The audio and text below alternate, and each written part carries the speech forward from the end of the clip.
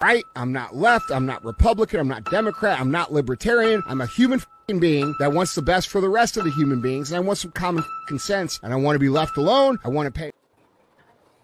I do want to pay low taxes. What up, everybody? It's Mike with the Clip Farm. Matt with the Clip Farm. It's Jay with the Clip Farm.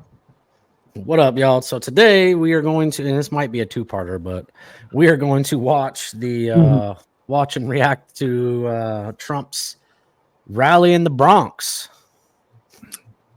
So apparently it wasn't said nobody would ever come to. Yeah, but I saw because I think this, if I remember right, this happened on yesterday. I think so. Saturday, yeah, Friday or Saturday. I don't recall. I want to say Friday. Might have been Friday. Yeah. But he ended up pulling a crowd between 25 and 35,000 people in the Bronx, in a very blue state. So, yeah. Did you see that they tried to say that he paid these people to be there? I'm like, you know how much money you have to fork out? Like, even if he was only paying them $100 a piece or $50 a piece, you know how much money that is? Like, that's crazy. They would say something like that. Yeah, the overflow was fucking packed too, man. It was like there was a lot of people there. So, just let me know when you guys want to talk about something, and I'll pause it. So I'll go ahead and just hit play, and we'll send it. All righty.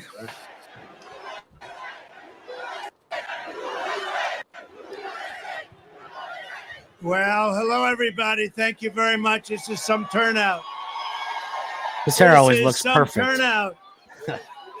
And I want to thank New York's finest. They just brought a lot of additions. So we have people, thousands of people outside that can't even get in, but they'll get in eventually. We appreciate it. New York's finest. Hello, New York City, and hello to all of the incredible, tough, strong, hardworking American patriots right here in the Bronx. Who would think? I'm gonna see if I can fix the quality. I don't know if it's bad on your end, but it doesn't look great on my end. Little fuzzy. Yeah, it's weird. All right, and try it again. Who would think? I'm thrilled to be back in the city I grew up in, the city I spent my life in, the city I helped build, and the city that we all love. I think it's a source New York audio, City. or source video, actually. And I'm here tonight to declare that we are going to turn New York City around, and we are going to turn it around very, very quickly. Are we part of the peanut gallery here? Yeah. We're going to bring safety back to our streets. We're going to bring success back to our schools. We're going to bring prosperity back to every neighborhood and every borough of the greatest city in our land. We're going to reduce taxes. We're going to bring businesses and big taxpayers back to New York. Got to bring them back. Got to bring them back. And we're going to make New York bigger, better, and more beautiful than ever before. And that includes right here in the Bronx. And it's going to be done and funded starting on January 20th, directly from our great and beautiful White House. Is that okay? For my whole life, I always thought that this city is a monumental testament to the power of the American spirit and the American dream. When New York started as a small, rugged Dutch trading post near the tip of Manhattan in 1624, what you see around you is nothing more than wilderness and marsh. But by the muscle and backbone and genius of the people of New York, we built the city into the towering forest of iron, aluminum, concrete, and steel. We made this city and state into the capital of global commerce. We turned our hometown into the bustling center of a confident, glamorous American culture, and we inspired the entire world. We inspired the world. No matter where you went on this planet, everyone knew that when you said, "I'm a New Yorker," it meant you had smarts, you had grit, you had energy, and above all else, This was just a fantasy, a dream. All right. Made a call to the producer. What and happened said there? that I want all these artists to come. Just a commercial in the middle of You this. had heart, big, No. big, beautiful. You got heart. riffraff bombs. Everybody wanted to be here. New York was where you came to make it big. You want to make it big, you had to be in New York.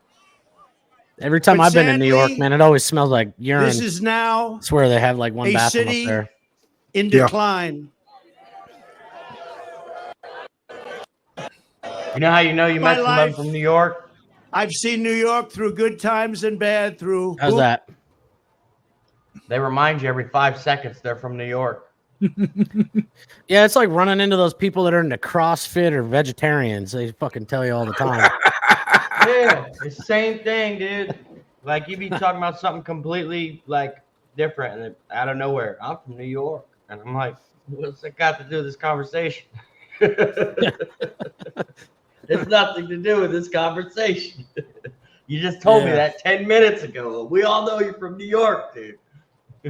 Cool story. Why aren't you still there? Yeah. I'm kidding. Anybody that follows us, we appreciate you up there in New York. Yeah. Feel Last sorry guy for you these said days. Last guy said he was missing home. He was missing New York, so I smashed his windows, stole his car radio. Yep, that'll make him feel like he's at home. No, I'm just kidding. It's a joke. It's a joke. Next time, steal his catalytic converter, man. He'll definitely feel like he's at home. Oh. All right. Back to Trump's speech. boom times and crime waves, through market crashes and terrorist attacks. But I've never seen it quite like this. We have filthy encampments of drugged out homeless people living in our places that we've spent so much time with children where they used to play. We have lunatics killing innocent bystanders by pushing them on. Something's going on with the video. We gotta redo it. Yeah. It's a sad. I wonder if it's I my don't internet know. or if it's from the hill, because it looks like they had that glitch a few times. Oh, fucking Andrew. Are you pop? All right, we're back. Sorry about that. We had to find a better recording because it was the video that we were streaming that was the issue. So we tried to. Yeah, apparently the Hill was broadcasting live from a potato, so Yeah. I'm gonna get rid of that feed. Yeah. All right. Back to it. Back together, we are going to make New York City great again, and simultaneously, we are going to make America great again. America. America. Fuck yeah.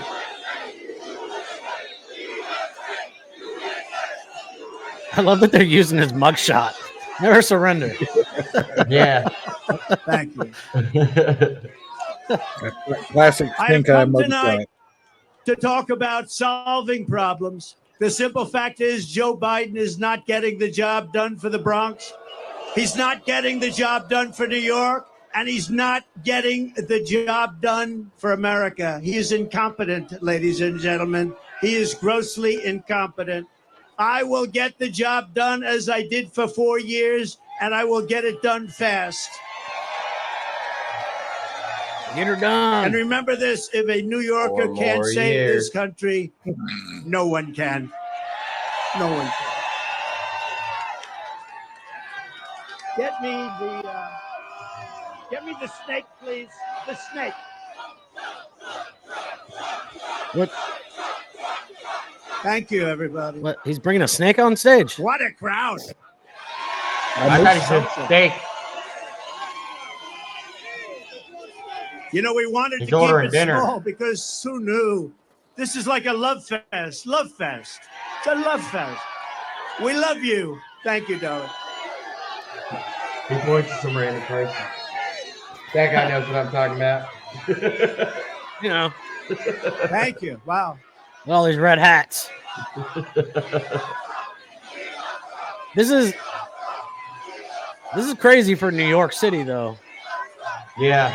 For Yeah. sure.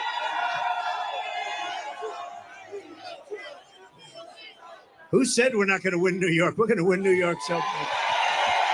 I That would surprise me. You know, if if he we won win New York, but- we win the whole thing. Wouldn't it be nice? Wouldn't it be nice? We take back our country and we'll do a job like Well, nobody's ever done before. Seen a lot of man on the street. And what we interviews did for with, 4 years was Democrats that incredible, are but we voting also for learned Trump. a lot. We're going to get in there very fast with the right people, great people, people that That dude's are got a tested digital and camera true. from '95. Years Yeah, ago, thank there you. was an ice skating rink, the Wollman Rink in the middle of Central Park. You know that story? That had been under construction for more than 10 years. They couldn't get it open. It was a renovation. They couldn't get it done. Mayor Koch was at his wit's ends. They just couldn't get it finished. They couldn't get it built. They couldn't get it open. People wanted to skate before their children turned old.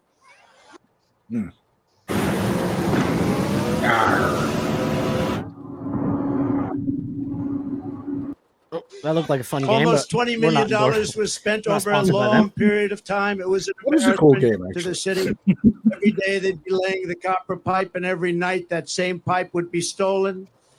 And then they'd Damn. start all over again the next day. It would be stolen. This went on weeks and Bro. weeks and months. Couldn't and lay months. that pipe for They nothing. poured the concrete in small patches in wrong directions and at different heights.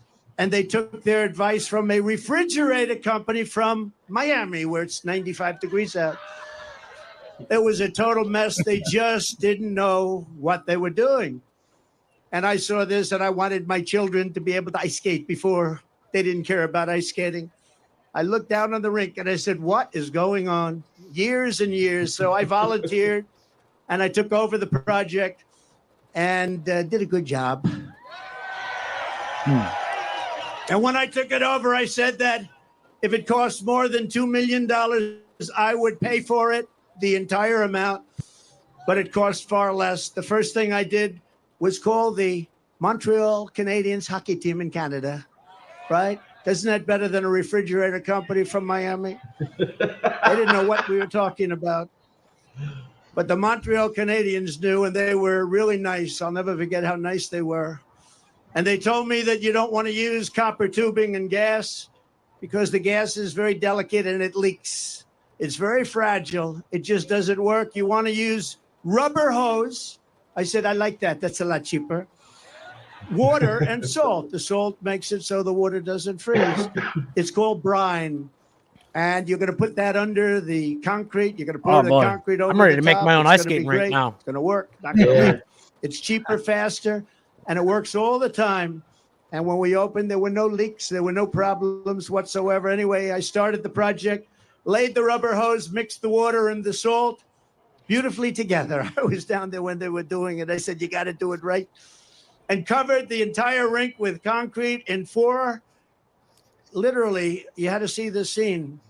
Concrete trucks operated by the Teamsters. Do we have any Teamsters here? Oh. Oh, Oh, you got to make sure that O'Brien, he's a good man. He endorses Trump. I think he's going to, actually. But the Teamsters, it stretched all the way. You had trucks stretching all the way from the Wollman Rink, which was, let's say, at 60th Street, all the way back to Harlem. One contiguous pour. It was a day and a half of pouring concrete. One contiguous, a giant surface. As you know, the rink was That is completed quite a feat, just actually. 3 months for far less than the $2 million projected. The biggest expense was actually the demolition. That is the demolishing of everything that was built so incorrectly, so badly over a 10-year period. The biggest cost was demolition, taking it all down and starting all over. We opened with a ceremony with all Olympic gold medal winners, including the great Peggy Fleming, Dorothy Hamill, Scott Hamilton, and all of the others. Every one of them was there. It was a beautiful night, beautiful weather. I'll never forget the evening. It was one of the most beautiful. My parents were there. Now they're looking down on us. They say, wow, that's my son. Can you imagine? That's my son. wow. Wow. Can you imagine? He's being tried in a court with a crooked judge. Can you believe this? Yeah. Oh, in several Yeah. states. And highly conflicted judge. Judge at that. Marchant. But everybody was there, Oh, and it was really Marchand. something to behold. It was an incredible experience, and one of the great experiences of my life in New York. We opened it. It's been successful. and successful ever since. What a great, great experience. It was beautiful. And, you know, a lot of it's common sense. You'd like to say the Republican Party is the party of common sense. You don't go to Miami when you want to make ice. You go to Canada when you want to make ice, right? Fact. Hey. You go That's way fact. down the road in the Bronx to Ferry Point, right? Everybody know about Ferry Point. It was another disaster, a development where the city had spent over 29 years, almost $300 million trying to develop it into a luxury golf resort, anything. They'll take anything. They were spending money. You know, trucks were going here, dumping, getting filled up, moving it here, dumping, getting filled up with the same stuff. This went on for years, back and forth, the same stuff. They were feather bedding. They were doing lots of bad things. But really, they didn't know how to get it done. They had no idea how much money they were spending. And when asked how much they spent, they said, we just don't know. That's been going on for years, decades. They were unable to do it.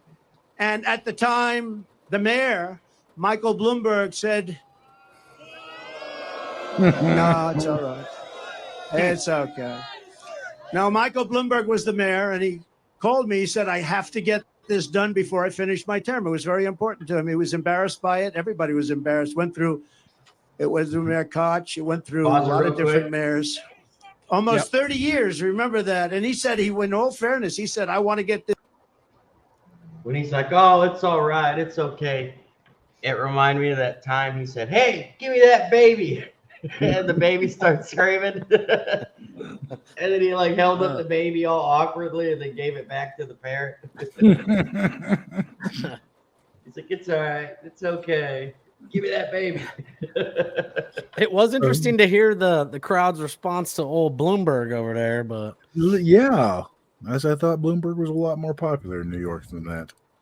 I guess not with the 35,000 conservatives that showed up. Yeah. Yeah, that fucking common sense thing is true though, man. Like a lot of it is just common sense. Like it's crazy, man. That's where they're winning. It's just common sense. And it feels like the ice rink he's talking about is outside of Rockefeller Center, I believe. I'm not 100% sure, but that's the outdoor ice skating rink. Oh, now that they know Trump built it, they're gonna go tear that thing out real quick. Oh, that ain't going. That place ain't going nowhere. If you ever been there, that's a nice area. Yeah, they're gonna be like, oh, Trump's attached to it. We gotta rip it down. You know, it'll be epic though, is if he just puts his name in the middle of the ice. You know, that'd be his next lawsuit. There'd be like 50 people that fell and got one of these, and then they're like, you know what? We're suing Trump. Oh man! Better stop talking. I don't want to give these Democrats any ideas. Oh, they already have all their own terrible ideas. Is done, and you're the one that can do it. You're the only one that can do it. And I said, and I will do it. I will get it done. And we got it done before he finished his term, which was great. But there were no other bidders to my knowledge. And I took over the project, spending only my money to build it. And I called all of the contractors together. These were tough people. These were tough, hard people. Many of you are probably contractors on that site. Come to that. And I said, look, fellas, you guys have made a fortune on this thing for years and years against the city. It's time we get together and build it. Let's get it built. Let's do it right. And let's get the hell out of here. We owe it to the city. Sounds like they the worked mayor, so hard. The roughest, toughest contractors in New York. They had spirit like you've never seen before. And it was magnificently designed by the great Jack Nicklaus, who told me, I don't want to make any more money. They paid me enough. Everybody get paid a fortune. Jack said, I don't want money. I just want to see it get built for the people of New York. And that's what we did. But everybody, just like Jack, they said very similar things. These guys were rough and tough, and they made a lot of money, but you think they'd want to make more, but they didn't. They just wanted to get it built. And in just a little more than a year. So this was going on for 30 years, including, think of it, just a magnificent thing to watch. You had to watch these people working, just the opposite of what took place for the first 29 years. But we had a magnificent world-class golf course that many of you have played now, and it's rated as one of the best public courses in the country. And then a short while later, we built a beautiful clubhouse, one of the prettiest I've seen, built it, completed. The project was absolutely beautiful. It opened to great fanfare and great success. And do you want to hear the end result, though? Should I go off teleprompter and tell you the end result? Oh boy. You think Biden goes off teleprompter? I don't think so. Pause. He's no good on teleprompter. No, but okay. So I did this beautiful job. And then we had a dispute over January 6th. We had a dispute. And they said, January 6th, we want to terminate. All right, folks, if you are watching this today, then I have an offer you are going to love. You are looking at the very limited. His agreement with the city, had a long-term agreement with the city. And they sent me a notice of termination. I said, wait a minute. I just spent $25 million building it, built this magnificent clubhouse. It's in full operation. It took you 29 years. You were spending hundreds of millions of dollars. You couldn't get it done. And the neighborhood came to court totally for me. The Bronx neighborhood. It's in the Bronx. It's on the East River in the Bronx. And we went to court. The city sued to break my agreement that they had just made. And I had done such a great job for them. And it was accolades everywhere. Golf Magazine, all of the big magazines were saying, what a great job. They terminated my agreement. And I went to court. And I will tell you, I had a very good experience. We had a Supreme Court justice named Deborah James. And I have to give her credit. I didn't know her, never met her. Deborah James, a African-American woman who came to my defense. I don't think We that's a Supreme explained Court it, justice. And the city explained it. They said, we want to terminate it. They had no New York reason. Supreme Court, I And believe. we said what we just said. And she looked at them and she said, in effect, how dare you? This man came in. He put up his own money. He did an incredible job. You were building it for 29 years. How dare you ask for this to be terminated? How unfair is that? Deborah James, a great Supreme Court justice. That's all I can tell you. And we won the case. But it's not easy doing business in New York, I'll tell you. Not easy. So I just appreciated that. I had to tell that story. And as you know, then I renovated Grand Central Terminal. I built the Grand Hyatt Hotel on 42nd Street and Park Avenue. And as part of that, I renovated the beautiful Grand Central Terminal, did a really good job on that. And then I was very much responsible for the construction of the Jacob Javits Convention Center, where Hillary Clinton Yeah, I just was double going checked. to She have was her big evening. New York Supreme Court justice. That was not good. Remember? We had the glass ceiling. You know, we built glass ceiling. She said, we're going to break the glass ceiling. It didn't work out. Shout out 2016. That was fucking wonderful. That was a great year. Hillary tried to break that glass ceiling and bounced. They're You chanting know, I'll rock tell you a them little up. secret that I don't think I've ever. I hated the concept. I said we have to get on with our country. I don't think Jay was doing politics back then, but when Trump beat Hillary, he was in this big thing. They had this gigantic party, and they had this fucking glass ceiling that was supposed to shatter when she won and rain down on everybody, and it was supposed to be this big epic thing, and it didn't get to happen because Trump kicked the shit out of her. So. Damn, they were really going to break the ceiling? Yeah, It was like costume glass. So basically, you know, like rock candy. yeah, like those bottles that you can break. What's that? If Trump lost, they were going to do that? Yeah. Yep. If Trump had lost, it would have meant Hillary had won. Yeah, and they had like this massive party in New York Oh, City. but who had it? Hillary or Trump had the broken That was glass? Hillary's party. Hillary's party. Okay. And yeah, she had like almost like a New Year's Eve style party, like just massive party, tons and tons of people there. And Thought she was going to win. Oh, yeah. So that was wildly enjoyable. So I did see at one of the debates, this was a couple years after it happened, I seen it, but at one of the debates, I guess Trump took Bill Clinton's mistresses and sat in front row or something like that. He did do that. He did. That was at a State of the Union.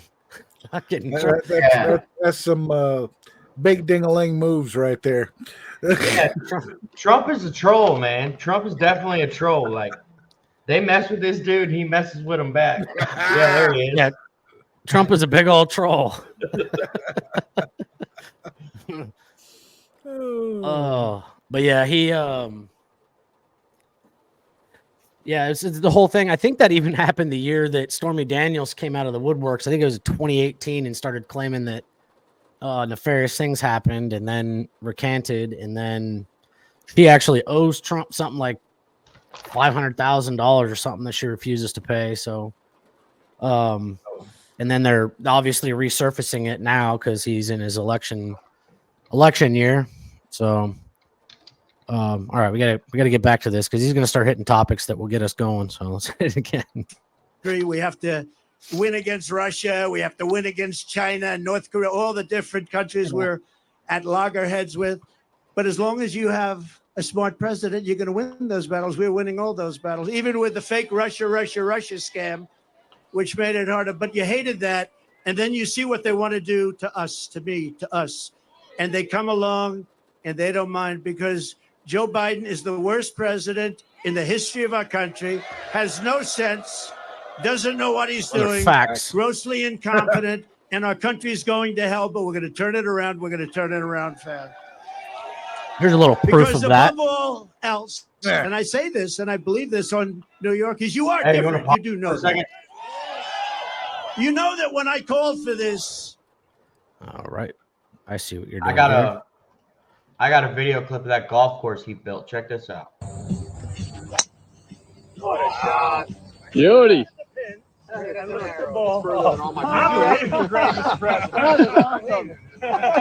think Biden can hit a ball like that? Don't get it past the first tee. There's that. That's the golf course he built. Nice. Sorry, we got to do our fact checking here. We don't want to, you know what I mean? They got the fact checker going. It is election time. So. Yeah. There we go. But yeah, I mean, what he was saying was true. So, worst president ever. Yeah. This is the president's son, Hunter. Look how skeeved that bull is. Look how tiny his pupils are. Yeah, this is according to the President 46, the smartest man. That is the smartest man Joe Biden's ever met. Right there, that guy right there. Oh. All right, let's get back to old DJT's speech. Rally. We said, let's just have a meeting. Don't call it a rally. And so many people showed up. I said, like it or not, this is a rally. This is as far as the eye can see. You have to see the lines outside. They're going for miles. But when we saw it and we saw the love, because I called up this morning, do the people like me or do they hate me? They said, they don't like you, sir. They love you. I said, oh, thank you. So I appreciate it. And I love Trump's you too. the master of the cheap pop. But above all else, I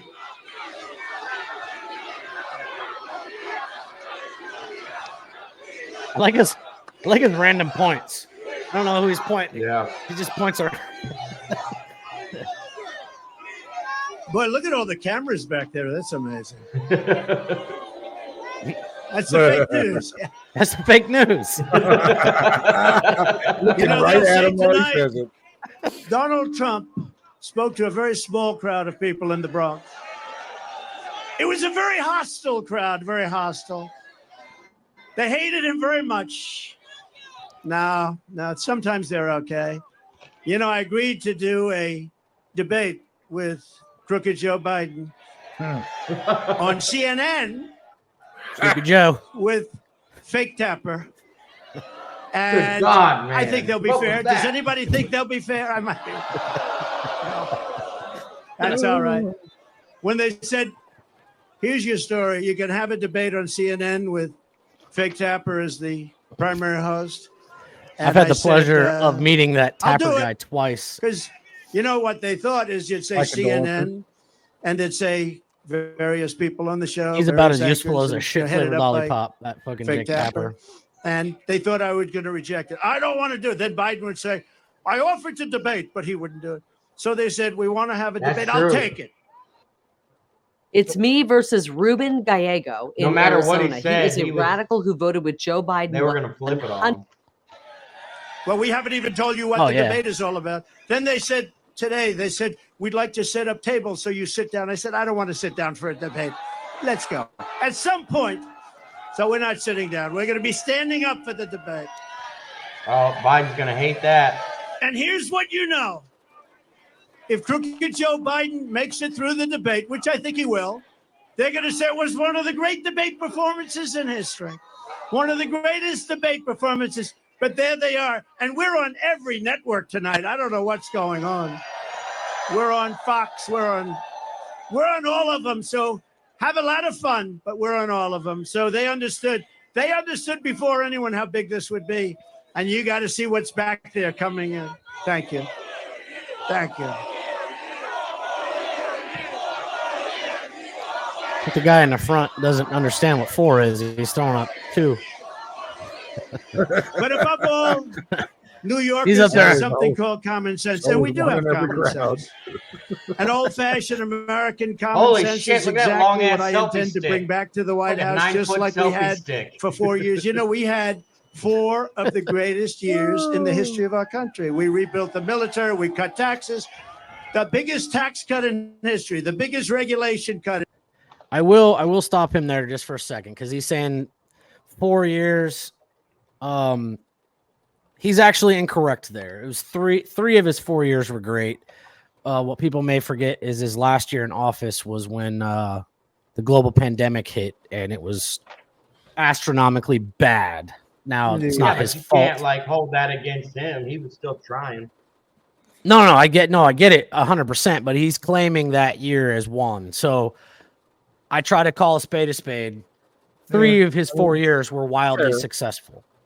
So and for months on end, he was live every night on the news, giving updates and everything, standing there at the podium. It was crazy to see. Yeah, and all his press secretary, he did everything that he could, but that was a disastrous year for this country. And it's not. I'm not pinning that on him, and I'm not pinning on Joe either, because Joe got it too. But like I said, I'm going to call a spade a spade. I will say 3 of the 4 years, absolutely great.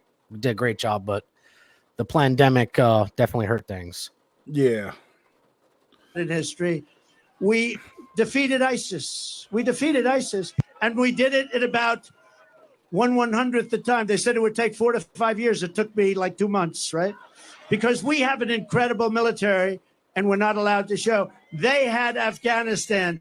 The worst pullout, the most embarrassing day in the history of our country. It's probably the reason, a piece of it, why Russia went into Ukraine. They said, these people are incompetent. We'll go in. So Russia going into Ukraine would have never happened. None of this stuff that you see would have happened. Israel would have never happened. The attack on October 7th. And you wouldn't have had inflation. As soon as I get back into the Oval Office, I am going to pick up the phone and I'm going to call your mayor and your governor, and I'm going to say, this is President Trump, and I want to come back and help. Look, you have a Democrat governor, you have a Democrat mayor, and we are going to work with them, and we're going to get this state and this city at a level that it's never seen before, frankly. I think we can do that, too. We're going to be helping them a lot, much more than anybody would expect. It doesn't matter whether they're Democrats or Republicans, because this is about our city and our country, and it's really about the people. And in this case, the people of New York City, New York State. We're going to make you very, very happy. And Biden can't do it. He doesn't know he's alive. See all the stairs? Shots. Damn. Stare. 2 of them behind me, 1 in the middle. When he's finished with his 2.5 minute, do you ever watch a speech? They last for about 1.5 minutes. When he's finished with his speech, he can never find the stairs. Test Boost Max or Burn Evolved? Which is better for a guy who wants to burn fat and build muscle? Hey, so I wanted to apologize to all the guys out there who wanted to get ripped and bulk up and missed out on our crazy bundle because we ran out of stock. And so What are now's they your calling chance Trump to fat grab or something? these That's two fucking amazing fat shaming mail- going on right here. That's fucked up. He can never find this man. And when he does, it's not a pretty picture either. Thank goodness for Secret Service. They come up and they guide them all. No, this is not what we need. When you see President Xi of China, when you see Kim Jong-un of North Korea, when you see Putin and you see all of these people, they're at the top of their game, whether you like it or not. And they can't believe. Kim Jong-un, there's some fat shaming going on there. United States. We have lost respect all over the world. Yeah, we were the most That dude's respected like a country in the like a world fucking 4 meatball years with ago. a nuclear rocket. And Trump was the first president to ever walk across the DMZ and called him little rocket man or little bomber man or some shit. Little rocket man. That's what I was Little gonna rocket ask. What man. was Trump's nickname? I love Trump, man. He's got nicknames for everybody. That shit's funny as hell. Hey, I tweeted out little rocket man, shoot your little rockets and see what happens. Trump, oh man, yeah. Good times.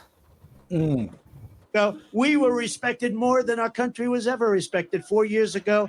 And now we're being laughed at. We're like It's a a fact. joke. And that's It's a not going to fact. happen. That's not going to happen. We're going to do whatever it takes to fix our roads, bridges, and highways. We're going to take back our parks, not just for children, but for everybody. We're going to renovate New York subway system so it no longer looks like it hasn't been cleaned since 1932, but rather it will be the most beautiful transit system anywhere in the world. I don't know if you know it. It's by far the biggest subway infrastructure in the world. That's and we're going to not make correct. it by far the biggest. And now we're going to make it by far the best. We're going to make it beautiful again. And a lot of it is topical. You know, I actually learned a few years ago because I've done New York a couple times and their subway systems are incredible. But Boston's is bigger. Well, I think Moscow's is also far, far larger. And I also think Tokyo. But in an interesting Disney note World on got a Moscow- bullet train. It's pretty cool. Interesting note on Moscow's subway system. It's clean. I mean, spotless clean. No graffiti, no trash, no nothing. And there ain't no bums, and you don't get mugged on the subway. Well, that doesn't sound like any fun. Well, Yeah, I the mean, Japanese, that's the whole- the Yeah, if Japanese Russia one can do I it- heard is like that too. It's part of their culture. Well, yeah, for Japan, it's more of a cultural thing, but Yeah. Moscow's got that reputation. Oh, it's just a dirty old city. Well, it is an old city, but dirty, not so much. Well, how is that exciting though? When you go to New York City, you look forward to the guy that's going to rob you on 3-card money and maybe just get randomly stabbed. That's the beauty of New York City. Damn. Yeah, and they don't let you carry guns because they want it to be a fair fight. Yeah. You got motherfuckers in the subway carrying around samurai swords and shit. Like in New York is. Hell, I'd be right at home then. Oh man, you're not supposed to carry fucking swords, but motherfuckers will pull out a goddamn sword on Hey, you. if they're gonna, I'm gonna screw it. Shit. I just Yeah, carried so my if gun you're when in I the was in United New York. States- I wasn't screwing around with that. So if you're in the United States and you're in the market of fighting somebody with some nunchucks, go to New York subway system. I can tell you right now, the Ninja Turtles weren't there to save me. So No shit. Oh, all right, old just- Raphael with a 9. You see him with a fucking nunchucks. oh, good times. expensive work people don't understand because they're not in construction. It's topical work. It's topical. It's built. The expensive, the hard, the labor, the money, the big stuff is done. We're going to make it beautiful. We're going to make it good. And most importantly, we're going to let New York's finest do its job. The transit cops do their job. We're going to make it safe. Most importantly. And importantly for the people that are before me today, we are going to make life in New York affordable again, it's gotten totally out of control. The minute crooked Joe Biden shuffles out the door, I will rapidly rebuild the greatest economy, the history of the world. Look, we had the greatest economy in history. Everybody here, where you have a small business or if you had a job, you were getting more than you ever made. And we had no inflation. We had no 1.4%, considered none, considered better than none, because frankly, none in its own way is a bad thing also. We had a perfect number, 1.4%. It doesn't matter whether you're black or brown or white or whatever the hell color you are. It doesn't matter. We are all Americans, and we're going to pull together as Americans.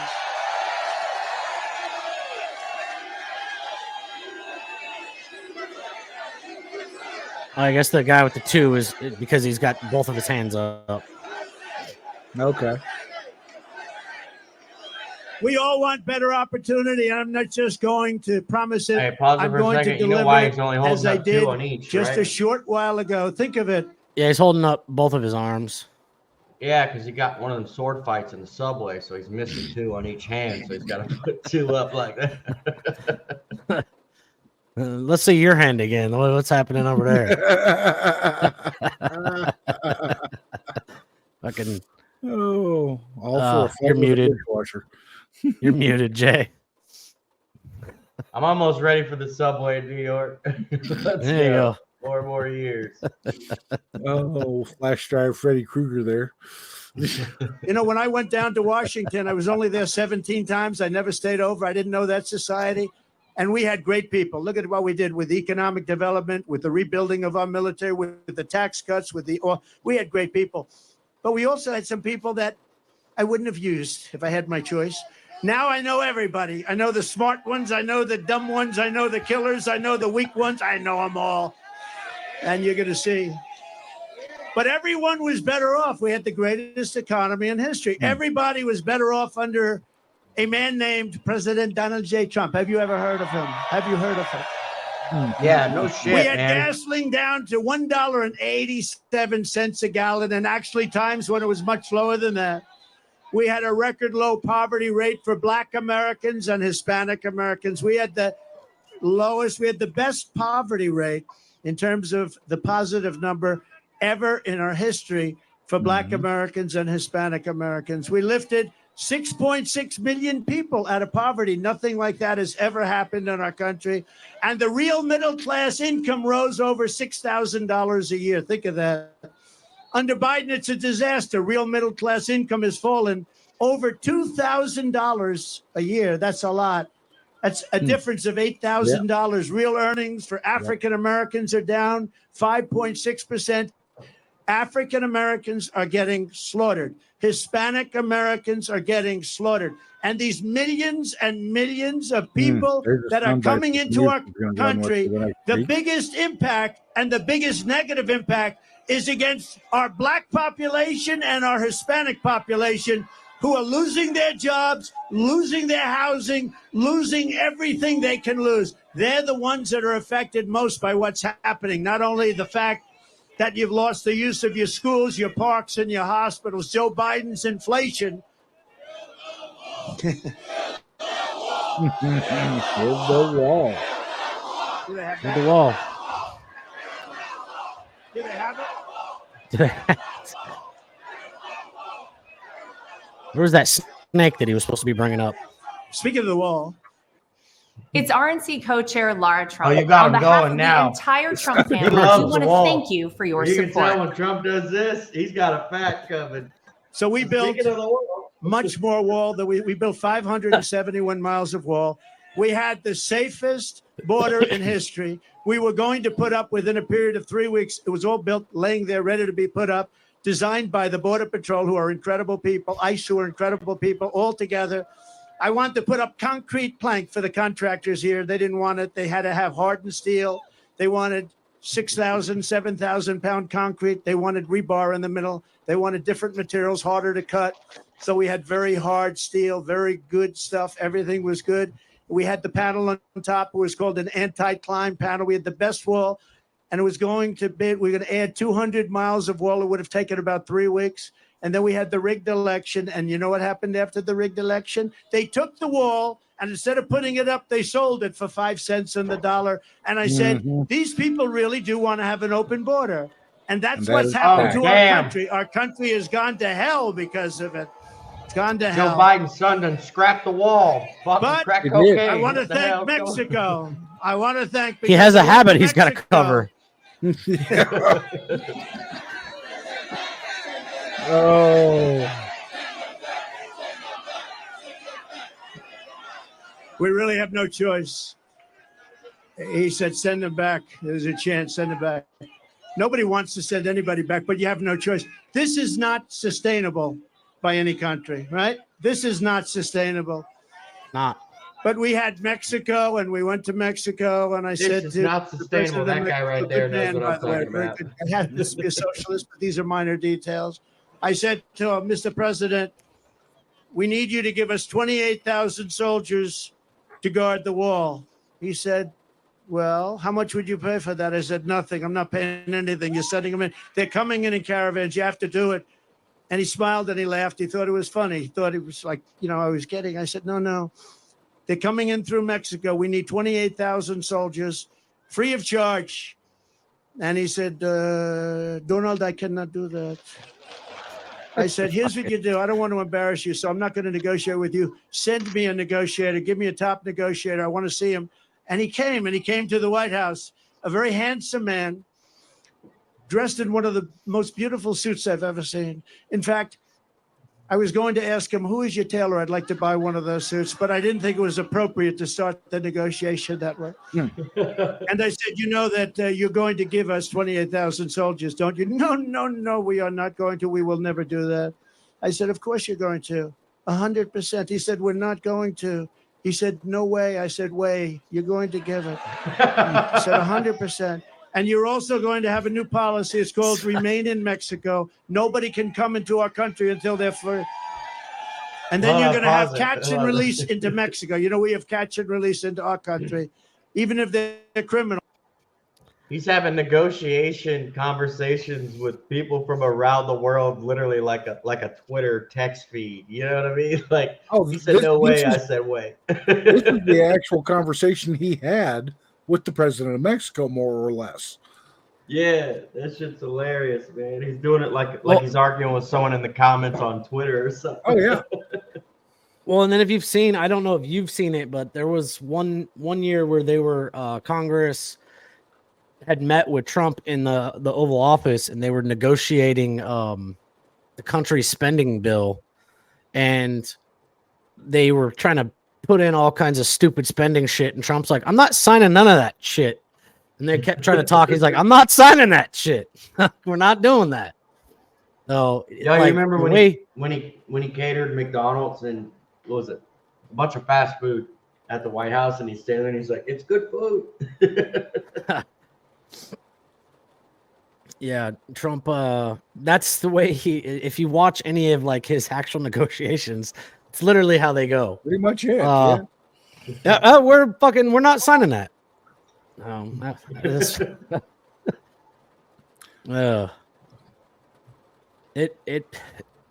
The way he operates, very businesslike. He killed it. We catch them, we check them, we see they're a criminal, we release them, we say, come back 5 years later, you'll have a court case. Nobody ever comes back. So I said to the State Department, and a wonderful woman, but a bad negotiator, I said to the State Department, give me a top 10 list. Give me a top 10 things. I said to ICE and Border Patrol, give me a top 10. They gave me a top 10 list. And a lot of it had to do with all of the horrible disease that pours through. People that have highly contagious diseases are coming into our country at levels that we've never seen before. So many other things. And they gave me a top 10 list, but they laughed. They said, sir, they'll never do. We've been trying to get this stuff for 25 years. I said, if I were a betting man, I would bet you any amount of money. You'll have it very quickly. So this man comes in. I said, we want a policy, remain in Mexico, Tijuana, probably the fastest growing city in the world for a period of a year. That place was loaded up with people. They weren't allowed into our country. And we had already built a lot of the wall, a tremendous amount, 571 miles. Without that, we couldn't have ever done this. And he said that we're not going to do it, sir. I said, you are going to do it. He said, we're not. I said, here's the story. I'm not going to mess around with you. I have to go. I have a very important meeting, much more important than this. I said, here's the story. You're either going to do it. It's Friday evening, or on Monday morning at 7 o'clock in the morning, we are going to put a 25% tariff on everything that Mexico sends into our country. And then 1 month later, if you don't do it, we're going to put a 50%. Then we're going to go 75. And because I'm a nice person, we're going to stop at a 100% tariff. And here's the, and I had it literally written. I'm saying, should I sign it or not? Am I going to waste the ink or not? Because I'll sign it right now. On Monday morning at 7 o'clock, you're going to pay up to $100 tariff. He said, sure, I'd like to make a phone call. I said, I wonder who you're going to call. Let me guess. You're going to call the president. He comes back 3 minutes later. Sir, it would be our great honor to give you 28,000 soldiers free of charge. It would be our great honor to have a policy of remain in Mexico. Anyway, negotiate with a shark like Trump. It took Come about on. like 10 minutes. It was not big lobster energy. And now, did you see? Mexico said to crooked Joe Biden, we want $20 billion a year just for the privilege of negotiating with you. We want you to pay us. Did you see that? It was a little article. Ladies and gentlemen, please stay tuned as we attempt to commune with the devil. Oh, right. There's a slight difference. Would you say he would have never asked that? He would have never asked it. So he said they want 20 billion, not 20 million's a lot. They want 20 with a B, $20 billion a year just for the privilege of negotiating with Mexico. And you would never get the things that they gave up, remain in Mexico. They gave up catch and release in Mexico. They gave up they gave up everything. They gave up everything. They did give up the Constitution. Joe Biden, his inflation has cost the average New York household a staggering $24,000. Think of that, because the costs have gone up so much. Bacon has gone. I don't eat bacon anymore. It's too expensive. It's gone up like 4 times. I said, what's with bacon? But if you look at the all right, I got to call bullshit on this. This man does not care about the price of bacon. He hasn't stopped eating. He hasn't stopped eating bacon. I can assure you that. I mean, bullshit. He said it in his last rally, and he brought up the price of glizzies have gone up too. It's like $15 for a hot dog, man. Oh, I got a bunch of glizzies in this fridge right now. I guess I'm wealthy. I guarantee you though, like I get he's trying to appeal to the lower and middle class. I understand, but he hasn't stopped what he's saying, because for me, bacon has become a very scarce commodity in my house. It went from $10 or $12 for a 3-pound pack here locally to where they don't even sell a 3-pound pack anymore. But the last one I saw in town was like $36. It's like, I am literally not eating bacon because it's just too damn expensive. I know what we're getting fucking Matt for Christmas. That's like the bags of sunflower seeds, the Lay's bags of sunflower seeds. They used to be 2 for $1, right? Now $1.69 a piece. Yeah. And you used to get them 2 for $1. Now it's $1.69 a piece. It's crazy. Yeah. Well, I think he's going to get into the glizzy talk here, so let's listen. Biden price hikes very much caused the runaway inflation, the likes of which I don't think we've ever seen before, anything like it. And they're costing average New York families $1,000 a month just in the inflationary costs. I call it the Biden inflation tax because it's a tax. On day one, we're going to throw out Bidenomics. They're going to replace it with Maganomics, like your hats, Maganomics.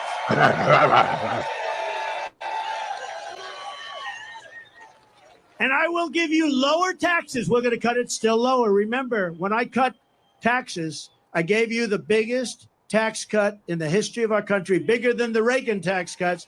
And you know what? The following year, we reported massive increases in revenue. So with lower taxes, we actually took in more money because it gave incentive for people to work. Lots of reasons. But I will give you low taxes, low inflation, low interest rates, rising wages, growing incomes, and fair trade for the American worker. And we will make energy affordable again by saying, drill, baby, drill. Drill, baby, drill. Drill, baby, drill. Open up them oil fields. Your energy costs will come down within the first year by 50%. That's not bad. That's a hell of a promise.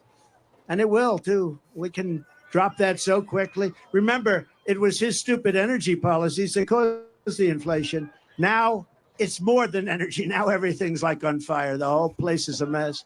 We will quickly return our nation to the path of prosperity, and we will bring our country back together through unparalleled success. Our country is going to be very successful, and people are going to come together. And I will tell you, a lot of people say, do you think you can ever get the sides together? And by the way, I have to say something. Our side is much bigger than their side. You see that? Much bigger. We're more quiet, much more quiet. But when we get going, we're much tougher, right? We're much tougher. But it is much bigger. But I saw it. We had the greatest economy in history, and I was getting calls from the other side. I call it the radical left, but left-leaning, to put it mildly, Democrats. Can we get together? Because everybody had the best they've ever had. African-American jobs were the best in history. Asian American, the best in history. Hispanic, the best in history. Women, people with a diploma, people without a diploma, people that went to the great Wharton School of Finance, MIT, Harvard, they were doing better. And the people that didn't have a high school diploma were having the best. Everybody was better. There wasn't one group, not one, that went down. And it was bringing our country together. So it can happen. And when they ask, because I get that question a lot, do you think the sides can ever get together? And I went through the experience, and we can get together. And then we had COVID come in, and we had to fight that battle. And we did a great, I've been recognized as having created a great economy and great military, defeating ISIS and all the things. We rebuilt the entire military, created Space Force, all those things. We never got the credit, and we had no wars. Thank you, sir. That's very nice. That is true. Remember Hillary Clinton used to point at me, he will create wars. No. They said his personality will create wars. I said, no, my personality is going to keep us out of wars. And I was right. First president in 78 years that didn't start a war. We had no wars. That's a None fact. of these stupid wars. That's a fact. Such a shame. When you see all the people that died in these horrible wars in the Middle East and everything else, countries didn't want us, dropping bombs all over the place, spent $9 trillion in the Middle East. We bomb the hell out of the place, then we leave. In the old days, to the victor belong the spoils. We don't do that. We bomb the hell out of everyone, then we come back home. It's so sick. It's so sick and so stupid. These people that led us are so stupid.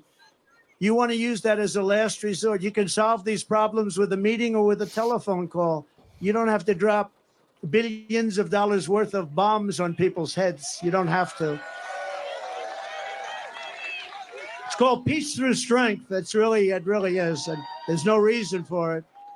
What they did in the Middle East is so incredible. They bombed the hell out of the place, and then they left. But to the victor belong the spoils. We didn't do that. Now, in Iraq, years ago, I was a civilian, but I got a lot of publicity for whatever the hell reason. And I said, don't go into Iraq. Don't go into Iraq. Don't go into Iraq. But if you're going to go in, keep the oil. Well, they went in, and they didn't keep the oil. And the oil...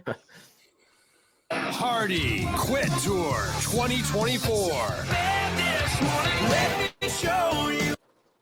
And Iran, by us destroying Iraq, the military of Iraq, for years they fought each other, and they were equal sizes, equal everything. They were equal military partners. And for 1,000 years under different names, they would fight, a religious thing. They'd fight. They'd go 5 feet left, 5 feet right, 5 feet left, 5 feet right. Somebody would say they have gas. Somebody would say they have nuclear. Then they'd rest for a few years, and they'd fight again. But we blew the hell out of one side, Iraq.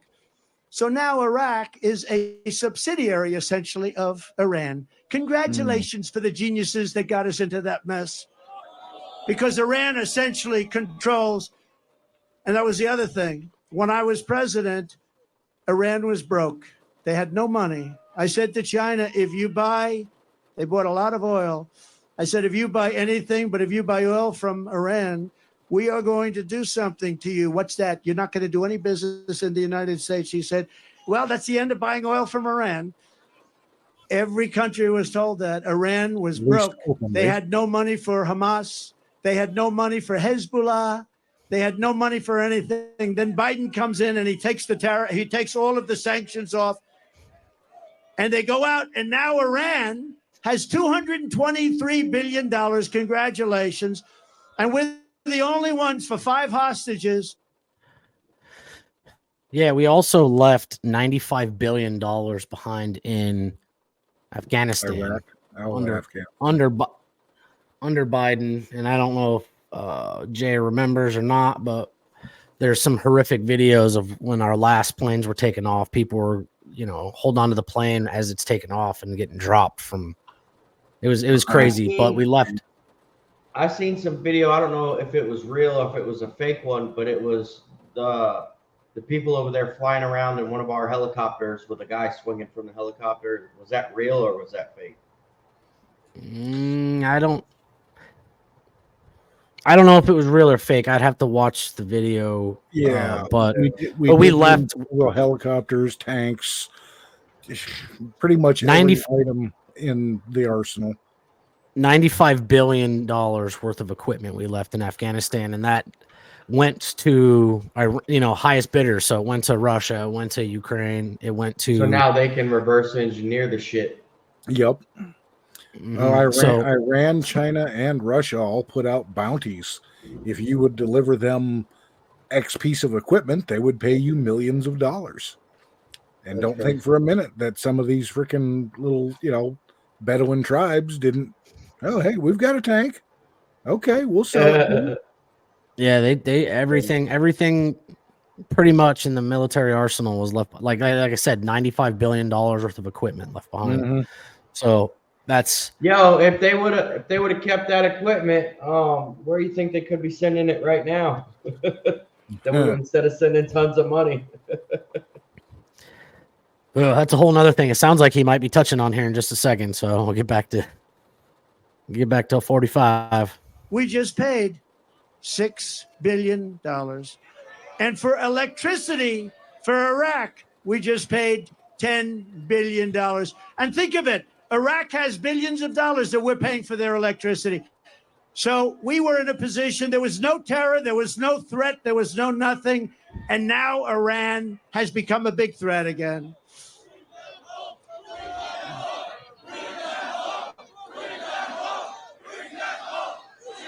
See, that's a good thing about Trump, man. And I tell you, I see a lot of flags. He knows money and he watches money. Right out of Israel, right? That's right out of Israel. But remember, I said it a month ago, and it's a terrible thing to say, but I believe it. Many of the hostages that you're waiting for and everybody's waiting for, those hostages, many of them are dead. Many of them are dead. And it's a horrible thing. It's a horrible thing, but many of those hostages are dead. And that's why when you see these negotiations where Hamas is like not getting back, they're saying, man, we could make a good deal, but these people are no longer alive. When I saw the way they were treated, when I saw they were thrown into the cars and how horribly they were treated, there's no way that those hostages, and some will be alive, but many of those hostages are dead. It's a very serious, horrible thing. It would have never happened if the election weren't rigged. It would have never happened if I were your president. They would have never done it. Because we have so many young people here today, I want to talk about, just for a moment, about success. Do you remember I used to give talks on success before politics? Okay, that's enough. We're going to do it. I know you're on our side, but it's enough. We're going to get them home. It's a rough situation. But remember, we used to give talks on success for the learning addicts and for others. And I used to do that before politics, and maybe it's one of the reasons I went in. But because, bringing our city back, it starts with getting the right leadership. It also involves men and women just like you. But I talk a lot about success, and I get paid money to talk about success. I would have done it for nothing.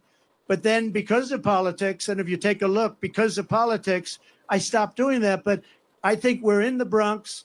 We have young people that aspire to success. And I just wanted to know, I'm so tired of politics. Can we devote 6 minutes to success. Okay. So for all of you young people, I think it's, look, I've been through tremendous. I've had great success. I've had it in entertainment. I've had it in business. I've had it in politics. I ran for office. What office did you run for president? How'd you do? I won. Actually, I won twice. We did much better the second time. So 81 million millions votes. more votes the second time. But it doesn't compare to this time. There is so much more. We had tremendous enthusiasm when I don't call her Crooked Hillary anymore. I call her Beautiful Hillary because I took crooked and used it for Joe. I don't like using it for two people. But we had tremendous enthusiasm in 2016. We had unbelievable more enthusiasm in 2020 because we did such a good job. In fact, one of the big problems in 2016 was the wall. It was the border. I fixed it so good that I couldn't talk about it in 2020. I kept saying to my people, I want to talk about the wall. I want to talk about the great job I did on immigration. I stopped people from coming in. They said, sir, nobody cares. You already fixed it. I said, this is a terrible thing. You fix it, you can't talk about it. All right, Andrew from Lakeland, Florida, Joey from Dallas, Texas, Richard from Jessup. Richard. But let's talk about, for the young people, just to listen for a couple of minutes, because we've been talking about politics so long, I'm OD'd. You know what that means? I'm OD'd on politics. I'm OD'd on Trump. I turn on the television, Trump, all different stories, Trump. They're driving us crazy. So I believe in the expression. Did you ever hear this expression? The harder you work, the luckier you get. You know who said that? A great golfer named Gary Player. He was smaller than other golfers, but he worked harder than other golfers. And he ended up with the most career wins of any golfer. He ended up with 9 majors. And, he was small in stature, but big right up here. But he made that say, it was the first time I ever heard about it. He said, it's a funny thing happens. The harder I work, the luckier I get. That was an athlete saying that. Amazing, right? It's the first time I heard it. Probably been said by others, but it's true. I can tell you, if you didn't work really hard, there is very little chance that I would be standing here right now. Another part of success is something I learned from my father. I had a wonderful father, wonderful parents. I'm lucky. You got to be lucky. Got to get great parents. If you're going to spend your life working really hard, you have to love it. You have to pick something that you really enjoy. Sometimes your parents will say, don't do that. But you got a little bit, in that case, you got to follow your own way. You got to love it. Ideally, you're going to love something where there's a potential, because there are some things you love, but it's not going to do you so good. So ideally, fall in love with something that's good. Some people go into a business where it's a very hard business. If you can go into business, that's an easier business and do well. But I see it all the time. Somebody has every ingredient for success, smart, brilliant, everything's good. But they're in a business where you hit your head on the wall. It's a very tough business. Try finding something where it's a great business with a great future. And there are plenty of them out there. My father taught me about construction. But what I really learned from him was that he worked 7 days a week because he really loved to do it. I mean, he would work on Sunday. He'd go to church in the morning and then he'd go and work. And I know some people that don't believe in working on Sunday. You couldn't keep him away from work, but he loved working and he was happy. He was married for a long time. That's one thing I'm not going to top him on. He was married. That was funny. I stop it real quick here because I don't know if Jay knows or not, but Trump has a book called The Art of the Deal, which is a play of The Art of War. The Art of War, which, he basically goes into explaining business. He's also done, he had co-wrote a book with the Rich Dad, Poor Dad guy. What is his name? Robert Konasek. Yeah. They're pretty good friends, but basically Trump breaks down the 3 different ways to make money, or the 3 different ways money moves, and to invest in a lot of passive income. So but when you invest in passive income, it does require you to work a shitload of time, but that time is rewarded. So it takes a lot of work at first, and then eventually gets to a point where you don't have to do damn thing. So he is giving good advice here. But any of those that are watching us, and if you've made it this far, fucking awesome. But yeah, Trump's Art of the Deal, really good book, worth its weight. So please, please go check it out. I'm sure they got it on Amazon, or the fake news will tell you it's terrible, but it's actually a good book. So I recommend it.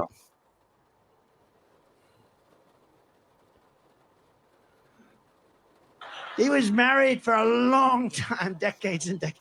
I said, Pop, I'm not going to beat you on that one. Never going to beat you. But because his work made him happy, but he was happy when he worked, and he was successful, and he knew what he was doing. He'd build a house on one side of the street. Somebody else would build a house on the other side of the street. And he'd build his house faster, better, cheaper, and he'd sell it for less money. The other guy would build the house for more money, take him longer, couldn't sell it. My father would go buy the house for less money than it cost him to build the first one, and he'd sell it. And in the old days, a long time ago, his brother was a professor at MIT. My father worked. He was a little younger than my father. My father put him to school. He went to MIT, very brilliant guy, Professor John Trump, the longest serving professor in the history of MIT, 41 years, I believe. Dr. John Trump. My father used to tell me I used to go crazy. Your uncle was always getting degrees. I had to keep building for your uncle to get him through college. He was always up there getting degrees. But he was at MIT for 41 years, a brilliant guy. He used to talk to me about nuclear because he was a nuclear genius, along with a genius at about everything else. And he used to say that someday there'll be a time when a small package carried by hand can blow up an entire city. And I said, no way, Uncle John, that's never going to happen, Uncle John. Guess what? He was right a long time ago that he said it. But my father would price a house. And I'd say, how did you price in those days, Dad? He said, pricing was everything. He said, I'd sell a house for $3,999.99. And that 1 penny made the difference between selling it and not. 1 penny. If I made it $4,000, I wouldn't sell. But psychologically, $3,999.99. And he sold houses. And guys wouldn't sell them. But he used to tell me that 1 penny sounds crazy, but it wasn't crazy. Psychologically, people thought they were buying it for $3,000, not $4,000. It's sort of like getting an 89 on a test in school or a 90. A 90 is an A, and an 89, 1 point, is a B+. Another lesson: when times are tough, sometimes that's when you perform the best. You have to learn that about yourself. You have to learn it about yourself. Are you okay? Are you guys okay? Oh, okay. Take your time. Yeah. Take your time. Doctor, any doctor, please? Doctor in the house. Thank you. Are you okay? You take your time, darling. Yeah.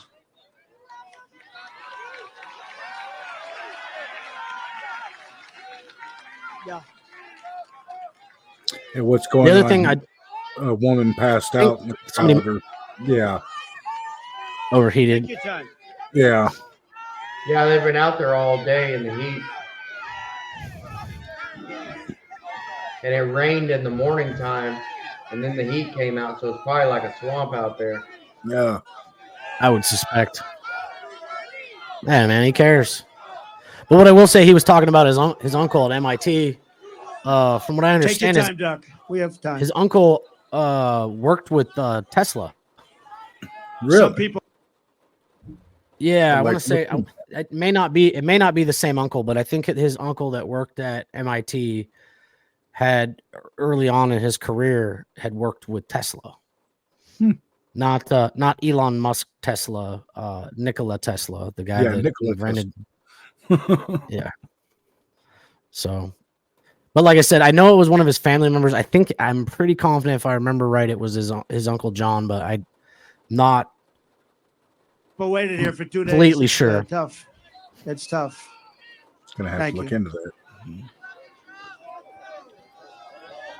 Plenty of time. That's good.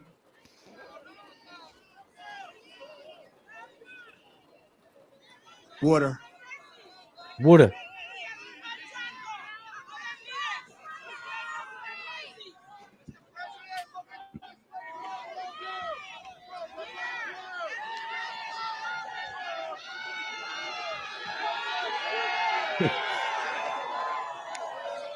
She all right?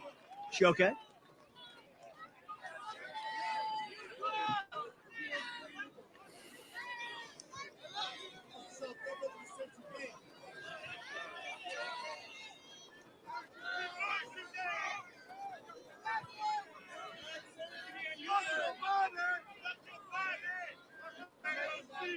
She doing all right?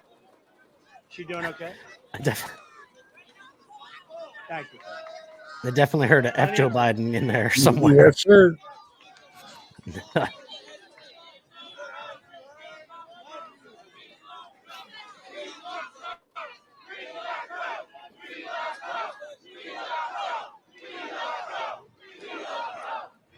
Okay? You okay? Thank you. Doctor, thank you very much, doctors. Got a lot of doctors in the house. Thank you very much. Thank you, darling. That's great.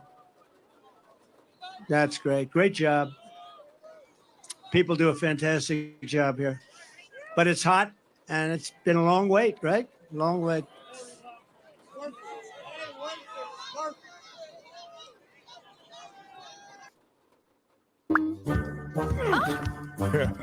Stupid commercials.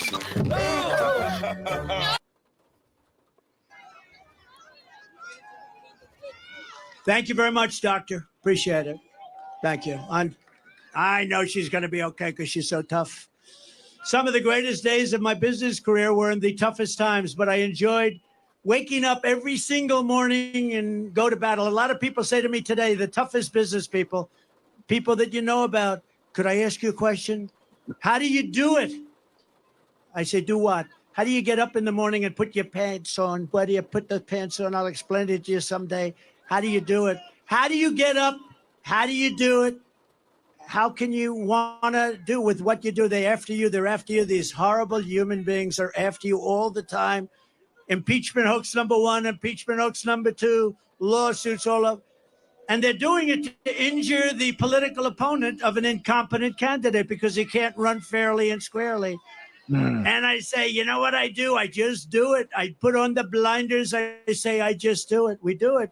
And the other question they ask me is, will it happen again? And we have to make it too big to rig. We got a lot of great people watching. We have to make it too big to rig. But one of the things you need in success is momentum. You need momentum. You got to have, and when you have that momentum going, there's nothing that can stop you. And I tell the story of Bill Levitt. Bill Levitt was a great real estate man, great. Levitt towns all over the country. One of the most successful real estate people at a certain age ever. And he built these massive towns that were, you know, there was nothing like him at the time. And very successful. And he was offered a lot of money to sell to a big public company. And he decided to take it. He was a young man. He was in his 40s. And he said, darling, I'm going to take it. Told his wife, I want to take the money. And for 20 years, he went out, he bought a yacht. He lived a beautiful life. He lived in the south of France. But he got bored. And 21, 22 years later, he said, I want to make a comeback. I can't stand this life anymore. I want to make a comeback. And he went to the company that he sold to, a big public company that did very poorly. They had no idea what they were doing. You know, he used to, by the way, he used to pick up every nail, every piece of wood, he used to sell the sawdust, everything. He would say every penny was a major event. And now you had this big public company. They didn't know what the hell they were doing. So he went back and he made him an offer. They didn't want to sell, and he paid a little more. And he ended up buying it for an okay price. And he was so happy. He said, now I can go back to work. And he went back, and everything he touched turned bad. The market turned on him. The jobs turned on him. He was no longer able to get zoning. He was spending a fortune. He had just purchased it for a lot of money. And he ended up going bankrupt. He was bankrupt. And I was young when I met him. And I was at the party of a very big person, big public company person. And Bill Levitt was there. And I was in the real estate business, so I knew who he was. And you probably indirectly know who. And everybody was shunning him a little bit. Nobody cared about him anymore. But I did. And I went over to him and I say, hi, Mr. Levitt. I'm Donald Trump. I know it. I was doing great. I was sort of like a hot guy. I was hot as a pistol. I think I was hotter than I am now, and I became president. Okay, I don't know. I said to somebody, was I hotter before or hotter now? I don't know. Who the hell knows? Who the hell knows? Who the hell cares? Right? But he knew who I was. And I went up. I said, so are you okay? And he said, I'm not really okay. I made a mistake that I'll never forget. And he was, by this time, a pretty old guy. And he was sitting in the corner of this magnificent Fifth Avenue apartment where there were 25 very successful people. But I wanted to talk to him. I wanted to find out what happened because he lost everything. Everybody knew it. It's very public. And I said, what happened exactly? What happened? He said, son, I lost my momentum. I had something going that couldn't be stopped. And I should have just stayed. I lost my momentum. And I've never forgotten the term. If you lose your momentum, you got to figure it out. But Bill Levitt lost his momentum and he died penniless. And he was the biggest real estate person on the planet. And I've never forgotten that story. And it was a sad story. He was a good man, too. I thought he was a good man, but did an unbelievable job. Today, you have Levittowns all over the country and pretty amazing. But you have to always keep moving forward. And when it's your time, you have to know it's your time. And I said to myself, in terms of politics, I said, you know what? We did so well in number one. We did even better in number two. I said, we got to do it again because you have to do it. Maybe I'm wrong. And I'm not doing it for myself. I'm doing it to make America great again. You know, if I didn't think we easily won, I would never do this. Because you know what? In many ways, it's easier. You have a winner, you have a loser. It's okay. I won once. It was a big upset, I guess. I don't know why it was an upset. Because I'd go and I'd have 50,000 people at a rally. She'd go and have 200 people. And then they say, why did I win Michigan? Why did I win Pennsylvania? Why did I win all these states that a Republican hadn't won in many years? Why? And by the way, we're up in Pennsylvania. We're up in Michigan. We're up in New Hampshire today. We're up in Florida at numbers that you wouldn't even believe. But I also think it's very important to know what you want. You have to set your sights high, set your sights so high, higher than you ever thought possible, and make your goals big and go after it. That's why I say we won't just make New York a little better. I say we want to make New York a lot better, better than it ever was before, right? And finally, you have to take pride in your accomplishments. Do not take for granted what you've achieved. Forget it. It's over. It's good for your confidence, but it's over. Go forward. Think to the future, not to the past, but learn from the past. You know, wherever I go, I know that if I could build a skyscraper in Manhattan, I could do anything. It's very tough. Building a 68-story building on Fifth Avenue is hard with all you have to deal with. I mean, you have unions, you have legal entanglements, property rights, zoning. You're dealing with the smartest and toughest contractors in the world. These are killers. Many of you are here today. Thank you very much. But by comparison, talking to world leaders, I believe, is easier. And I've done them both. Talking to a world leader, if you're smart, you know, you have the United States behind you. Now, the country's not the same, but it'll be better and stronger and bigger in a very short period of time. You know, we have so many different things we could discuss having to do with the Republican Party. But the biggest thing, I think, and I really mean this, and it's happening more and more, and I see it all the time, because really you have to be the party of common sense as opposed to the Democrat Party. It's a party of failure, extremism, and gross incompetence. And that's what it is. And they're going to destroy our country. But our country has faced down much harder challenges before and come back stronger than ever. That's why I so firmly believe that we can quickly make America a great and glorious nation again. When I take office, we are going to restore public safety and the rule of law in New York City. That starts with stopping the pouring into our country of millions and millions of illegal immigrants, which are causing a new category of violence called the migrant crime. We have a migrant crime happening now. You add that to the crime already. However you define financial success, we got you.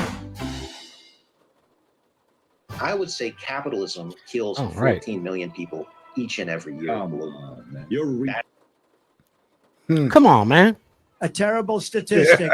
Venezuela was a very crime-ridden country. They just announced a month ago 67, but now they just announced 72% reduction in crime in Venezuela. In Caracas, they took their gang members, they took their drug dealers, they are emptying out their prisons. They're taking everybody that's a problem and they're dumping them into the United States of America. We're like a dumping ground. But many countries are doing that. I would say eventually all countries would be doing that. If I headed up Honduras, if I headed up any one of the countries that are neighboring or not neighboring, and we're not talking about just South America countries, we're talking about countries from Africa. The other day, 22, think of it, 22 people from the Congo. Where do you live? We came from jail. What did you do in jail? We don't want to tell you. They're now living happily. They come from Africa. They come from Asia. They come from all over the world. They come from the Middle East, Yemen. We're bombing Yemen. Here we go with the bombs again. We're bombing Yemen. And people are coming in from Yemen. Large numbers of people are coming in from China. And if you look at these people, did you see them? They are physically fit. They're 19 to 25. Almost everyone is a male. And they look like fighting age. I think they're building an army. They had 29,000 people over the last. I think they're building, they want to get us from within. I think they're building an army. This is not, you know, it's interesting. Did you see them? They all have tents. They all have gas-fired stoves. I mean, this is not like an illegal immigrant. This is, they're building something. They have something in mind. We're going to end all of that stuff. They respected your president. They respected our country. And we're not going to let people, we are not going to let these people come in and take our city away from us and take our country away from us. It's not going to happen.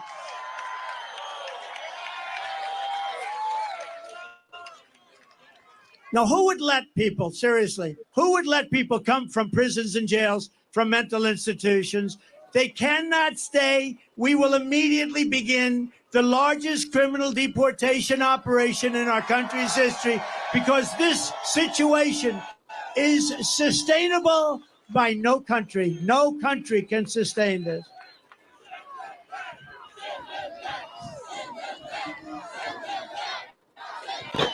I support that. Right behind it. As we speak, there are hundreds of thousands of Biden migrants invading our city and our country. We no longer have border states like Texas and Arizona. All states, including New York, are your border state. The people are pouring through Texas. They're pouring through Arizona. They're pouring through every state. Every state is now a border state. Every state is now, we're talking about, in my opinion, 16 to 17 million people. And these are not necessarily people that are going to help us as a country. We want to be nice. We want to be respectful. They're coming from so many places. We don't have any idea. In many cases, we don't even know what the language. You know, you have languages that people don't even know about. We have languages where there's nobody in our country that speaks these languages. They're coming from places we have no idea what's happening with our country. The flood of migrants is putting crippling burdens on our communities, your schools, hospitals, parks, and public resources. Frankly, we're lucky to get this big park. I don't know how the hell we did it. It must be New York's finest. I don't know how we did it. They call it the Biden migrant invasion, and it's wrong. It's immoral. And the vast majority of New Yorkers agree with me that this is unacceptable. It's unacceptable. We must stop it. We must stop it immediately. And, you know, for the people coming up, it's also unacceptable. They come up in what's called caravans. The women are treated horribly. They're being raped at levels that nobody's ever seen before. Nobody wants to talk about it. The fake news will report that, oh, it's so terrible what he said. But it's fact. It's fact. The people are being treated. They're coming up in 100 degrees. And then. Yeah, Ted Cruz just had an interview. He was interviewing, I think, somebody on the border, and he was showing them like wristbands and stuff. And I guess the coyotes will put specific like wristbands on the migrants depending on how much they owe or what their use is. Mm-hmm. So The shit's like crazy. It's crazy. Yeah, the level of sophistication that the smugglers are using these days is just because even with our borders being open, you're not crossing without a coyote getting involved. Like you're not just walking across and being let in. There's basically the cartels are getting paid. Yeah, I say upwards of $10,000 per person to get them into the country. And the numbers that Trump was using there, I've never heard those numbers before. Not discrediting him, but the last numbers I heard on the illegal immigrants was something like 9.8 million. And then to those numbers, I heard about 50,000 Chinese illegal immigrants, and I like that is very concerning. Like I said, those numbers, I think he said 16 or 18 million, which is significantly higher than what I have heard. But it, like I said, it's been a little while since I heard. With that, though, he did say in his opinion. He didn't say and he just said his opinion. Part of the confusion there is Customs and Border Patrol, CBP, reports, like you say, they've taken in about 10 million people. Those are the ones they actually processed. They're not talking about the other 3 for every one they caught that has come in. So in my opinion, his numbers are probably about another 10 million low.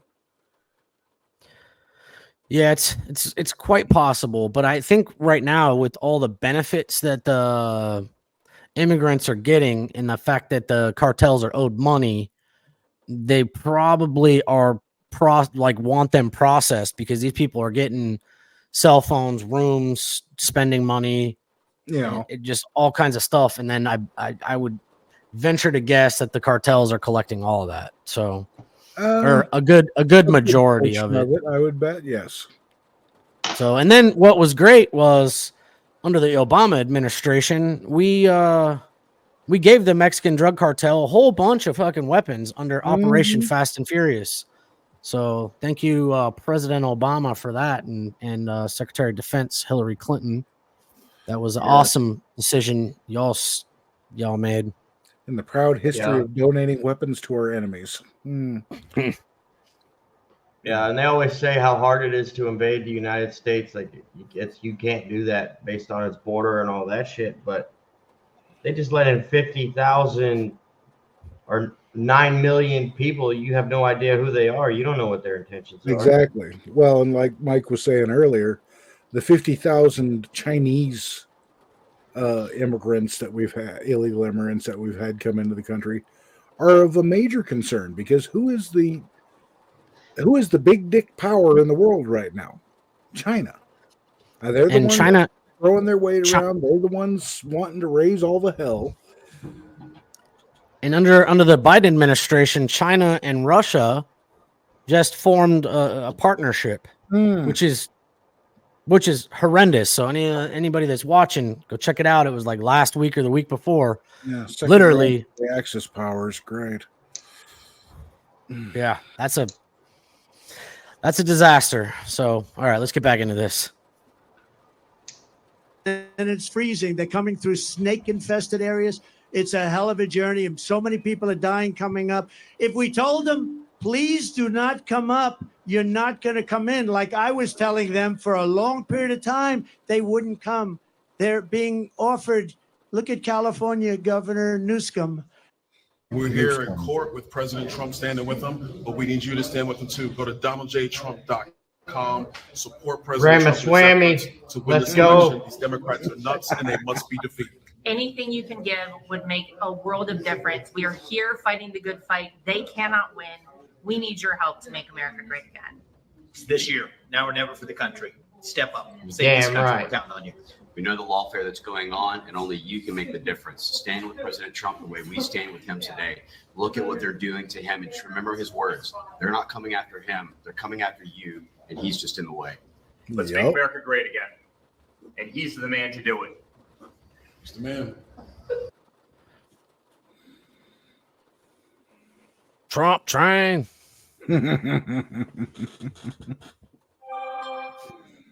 Governor Newsom.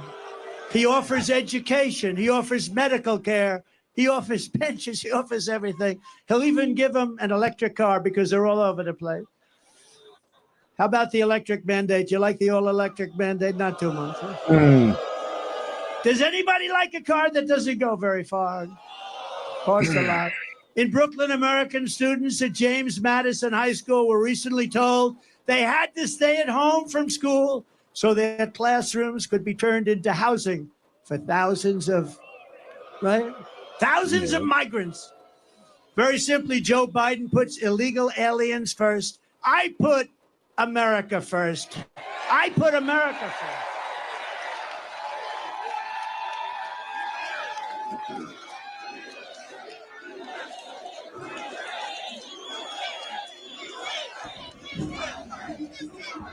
Would anybody, now this is up to you, has anybody heard the snake?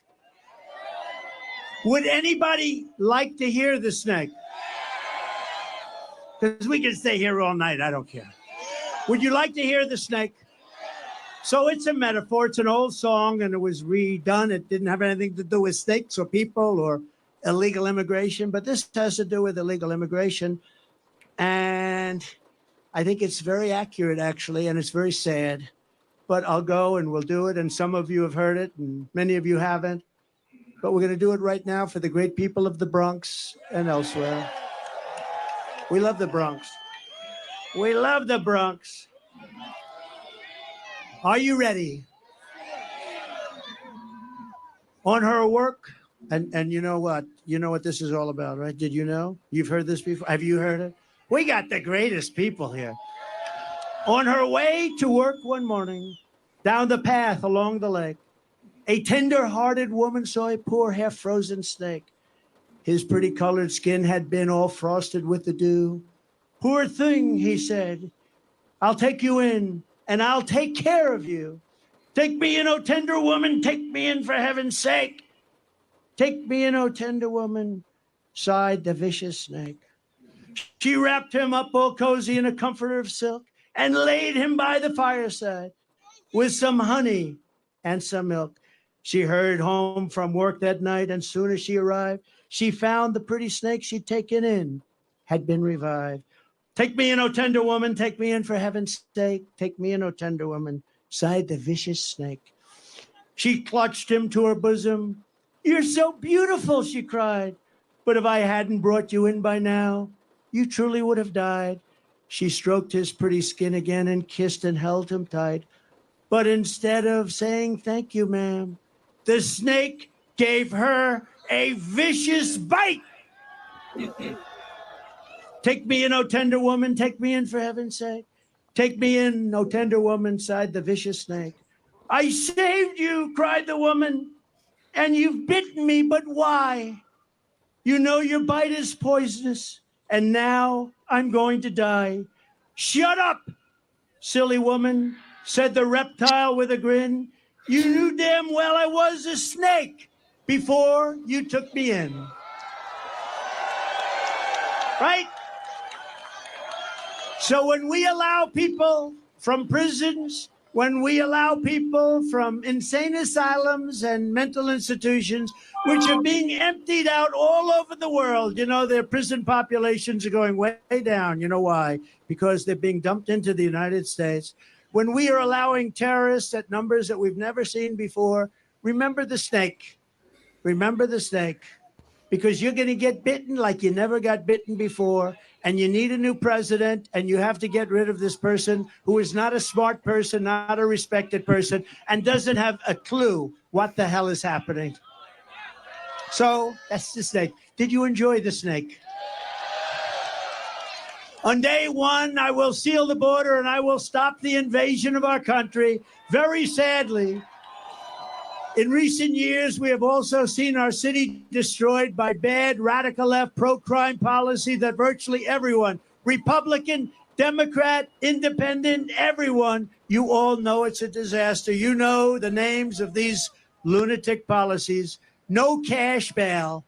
Somebody kills somebody. Go out. No bail. Don't worry. Go out and kill a couple of more people. Defund our great police. Defund the police. Sanctuary city. release violent repeat offenders from jail. Joe Biden supports all of this insanity and much more, but millions of people across New York know it's crazy. There is no way when you watch this guy get off an airplane, he doesn't even have to talk. When he falls out of a helicopter, he's got 3 little stairs. It's not that hard. You got 2 railings. You don't fall out of helicopters. You don't fall upstairs. He falls up. He has more trouble going up than he does coming down. That's a little thing. But you're just not going to vote for him. You just we got to win. If we just win the state, it just puts it right. It's such a big state. It puts it to bed. You're going to have a president and people, but you're going to have a president that understands what we have to do. We have to be nice about it, but we have to do things. And we're going to be done. And the world is going to respect us again. We were never so respected as we were 4 years ago. President Xi of China, Putin, Viktor Orban, did you ever hear of him? Prime Minister of Hungary, very tough guy, known as a strong man. Oh, they hate it when I talk about him because they say he's a strong man. Trump loves strong men. I don't know. I like weak men, actually. I like weak men. I'd much rather have a weak man than a strong man. But he is a strong man. And they asked him, why is it that the whole world is blowing up? He said, one simple reason: Trump is not president in the United States. He said, you put Trump back as president and the whole world is going to get better, because they were afraid of Trump. They couldn't figure Trump out. Trump was a rather difficult person, but he used the word afraid. I don't use it. I don't use afraid. I use the word respect. They respected your president. They respected the United States of America. And they're going to do it again, and it's going to happen fast. But we have to get this absolute disaster. The worst president in history. He makes Jimmy Carter look like he had a brilliant administration. The only happy person about Joe Biden is Jimmy Carter, because Jimmy looks brilliant. I'm old enough to remember Jimmy Carter. I also want to thank New York's finest. I grew up with them. I know them. I love them. I love our firemen. I love our teachers. These are incredible people, and we have to bring the word respect and honor back to them, right where it belongs. All our first responders a few weeks ago, I visited with a grieving family, New York police officer Jonathan Diller. What a beautiful family. He was a beautiful person. He was 31 years old, gunned down during a traffic stop by a vicious thug, and just horrible, leaving his beautiful young wife behind, a son, Ryan, behind, 1-year-old son. And it was the saddest day. It was a horrible thing. Opened the door and just started shooting him.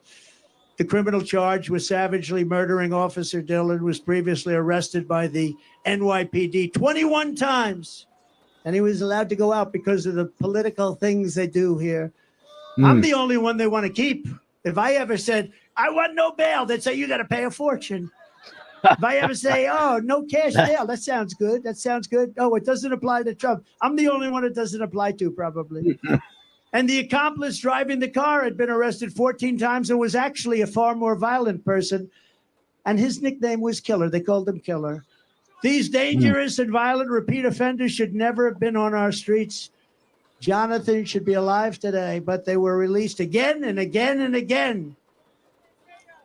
I will not sit by and accept this reckless insanity when I am in the White House. I will stand up to the Marxist DAs and Soros prosecutors, and we will tell them no more. We're not going to stand for it.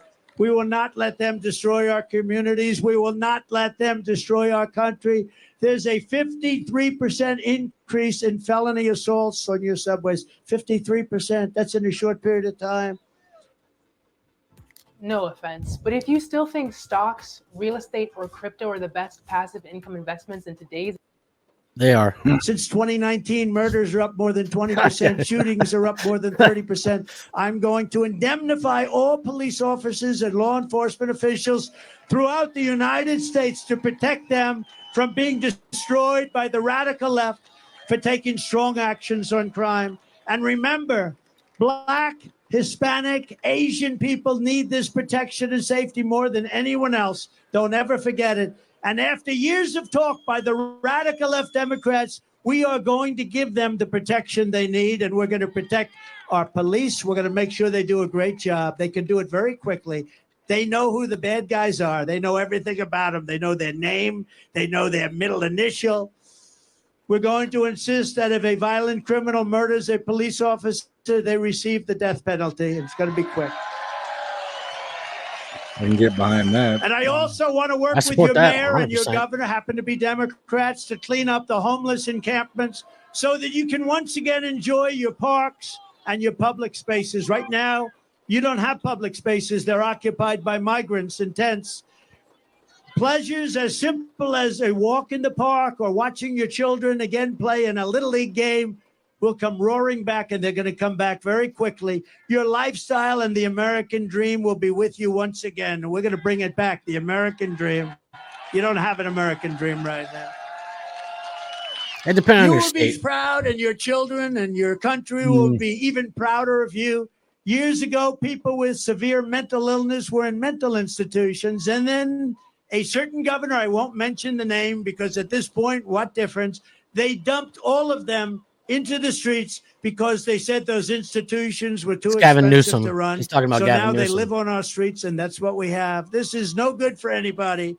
It's bad for the people who need help, and it's bad for the people of our city, and it's a horrible, horrible way to live. I want to work in partnership with your local leaders, Democrats, pretty much all, and move the severely mentally ill off your streets and back into a place where they can get help and the help that they desperately need. I want to recognize, by the way, a few very special people. You have some really great people here, and I'm sorry I can't mention all. We have congressmen all over the place, but I just can't mention you today. You're never You get going a to speak to me, but 5150. You get a 5150. would anybody like to hear these congressmen's names? But I do have to mention a few people. We're truly honored to be joined by a man who is a Democrat and a former member of the New York City Council, and he's been a friend of mine, and he helped me very much with the Ferry Point project and getting it working, and did a really good job. Ruben Diaz Sr. Come on up, Ruben. Good.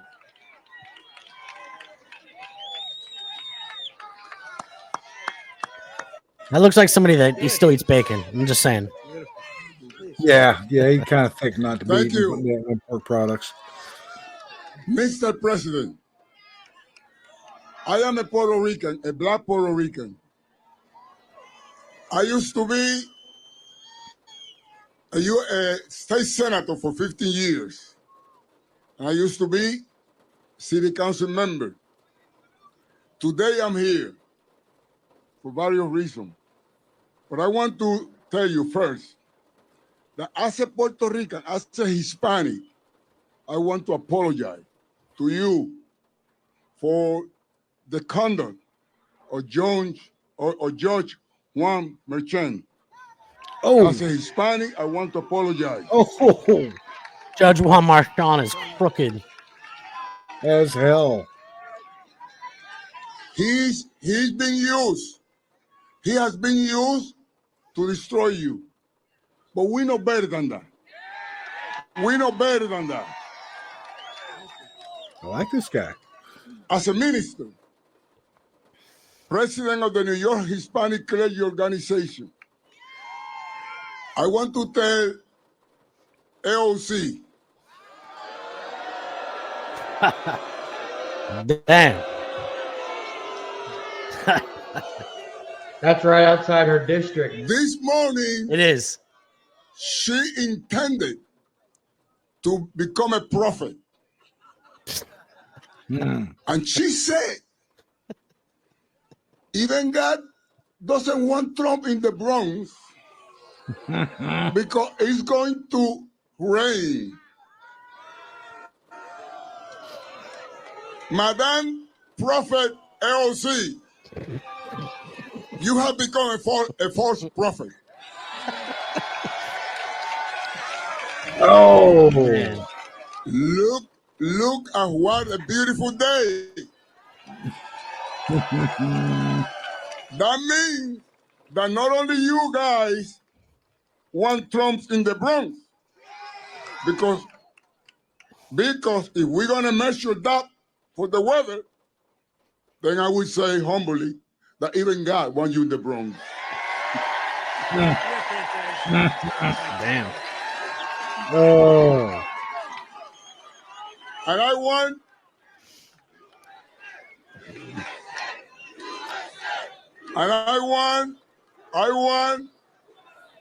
to close by saying I want to close by saying, Mr. President, I want to join you in having the Bronx great again. Please accept this Democrat, this black Puerto Rican with a kinky hair and a broken English. Please accept my endorsement for you as a president. Thank you very much. Wow. Oh.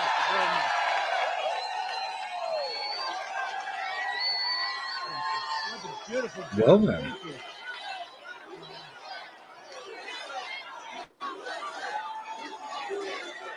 Wow. You know it don't look good for Joe when a black Puerto Rican Democrat from New York endorses Trump. Thank you very much. Oh. How nice was that? I didn't expect that. Really? That was beautiful. You know, it's always dangerous to do that. You never know what's going to come out. Maybe he'll change his mind coming up, but he doesn't change his mind. That man is a winner. He's a winner and a great man. Thank you very much, Ruben. Also with us is New York native and current U.S. Congressman. He's hot as a pistol. Oh boy, he has a future. And he's a great friend of mine, Byron Donalds. Come up, please, Byron.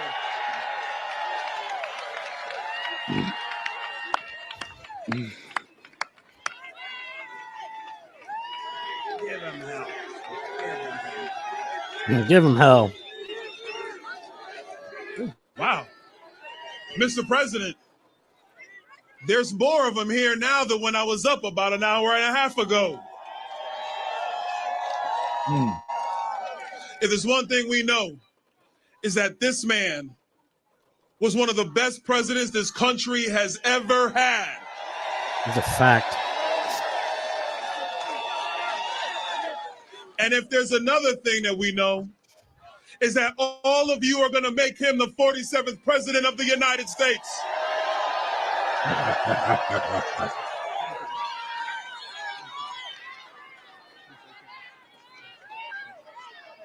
Thank you, Byron. Great. What a good future.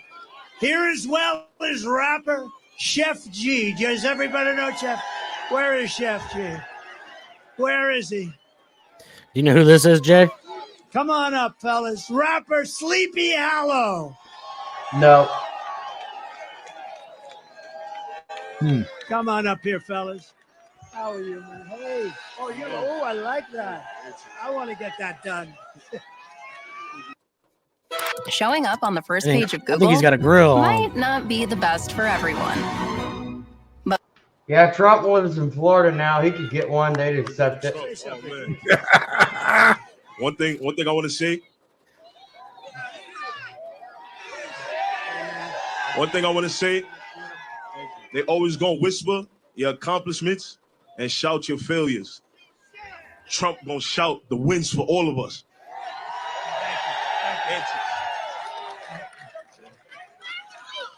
Make America great again. Thank you, fellas. Appreciate you. I appreciate it, man. Thank you. Thank you very much. That's where I like those teeth. I want to find out where you did. I got to get my teeth like that. I want that to happen to me. For somebody with a fantastic future in the Republican Party and beyond, Gavin. You just Wax, get a gum thank wrapper. you. Young It's the same Republicans, Gavin, wherever you are. Thank you, Gavin. Adam Solis of New York, Young Republicans, who's been fantastic. Thank you. Thank you very much. Thank you. Good job you're doing. Madeline Brame of Blexit. Thank you, Madeline. Thank you very much. Somebody that's a real star in politics and done an incredible job and so popular in Nassau County. The county executive, Nassau County, Bruce Blakeman. Come up, Bruce, for a second. Come up, Bruce. Where is Bruce? We got to get Bruce. Where is he? That's a long way to come up the hill with Bruce, right? Come on up, Bruce. Come on. This guy is central casting. If I'm doing a movie on a politician, this is the guy I have playing. Come on.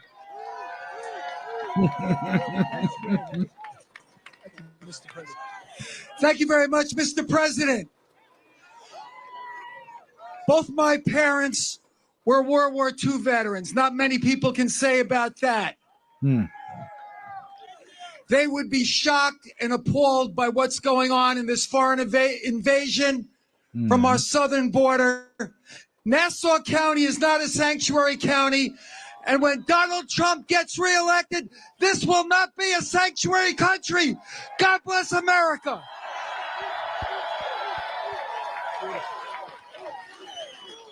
Short and sweet to the point. Good man. Good man.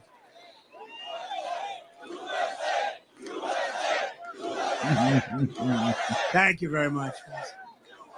National Committeeman and Chairman Joe Cairo. Joe, thank you. Thank you, Joe. And Andrew, thank you very much for being here. Star of the future. I heard you made a good speech. Thank you very much. Thank you all. Thank you, everybody. We have so many people out there, but we're going to finish this up. This has been, I didn't know. I woke up, I said, I wonder, will it be hostile or will it be friendly? It was beyond friendly. It was a love fest.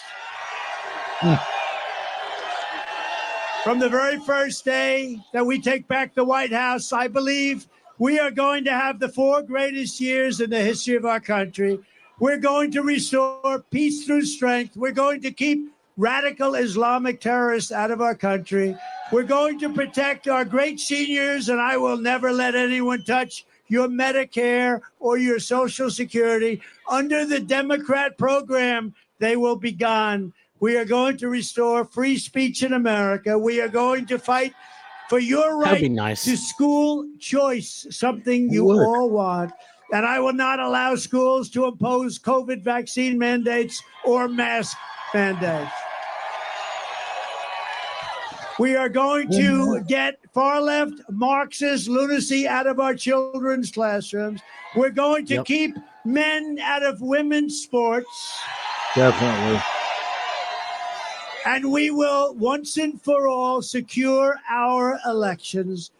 But all of this, saving New York and saving America, starts with telling crooked Joe Biden, the worst president in history, you're fired, like the apprentice. You're fired. Get out. You were terrible. You're destroying our country, Joe. Get out. If you want to help, you must vote. I believe that we can win New York State. We have levels of support that nobody's seen before. I mean, look at this. So register, volunteer, turn out everyone you know. Don't assume it doesn't matter just because you live in a blue city. You live in a blue city, but it's going red very, very quickly. We must work together as a team to win. New York has always been the home of proud patriots like you. You are proud patriots. You love this.